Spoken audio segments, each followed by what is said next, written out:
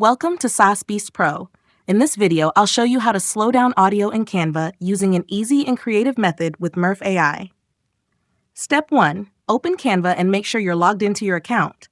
This gives you access to all the tools and features you need. Step 2. Now open a new canvas. You can choose a custom size or select one of the preset options Canva provides. Step 3. From the left-hand side menu, click on Apps. This is where you can find third-party tools that work inside Canva. Step 4. In the new window, click on the search bar at the top and type Murph AI. Then click on the Murph AI icon from the search results. Step 5. Now it's time to connect Murph AI with your Canva account. Make sure you already have a Murph AI account. Since mine is already connected, I'll move on. Step 6. Choose a voice from the list of available options. Click See All to explore every voice style they offer. Step 7. Once you've selected a voice, scroll down until you see the text box. Type in your script here, but keep in mind there's a character limit. Step 8. After entering your text, choose the voice style and click Preview Audio to hear how it sounds. Step 9. Let's listen to the voice first. This channel brings you easy and practical tech tutorials to help you make the most out of AI tools, apps, and online platforms.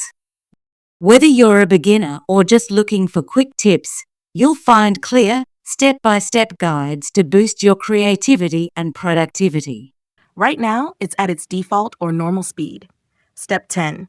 Just above the play button, you'll see options for speed and pitch. To slow the audio, drag the speed slider to the left. The pitch slider works the same way. Step 11. Move the sliders to adjust the voice as you like. Then click Preview VoiceOver to hear the updated version. Step 12.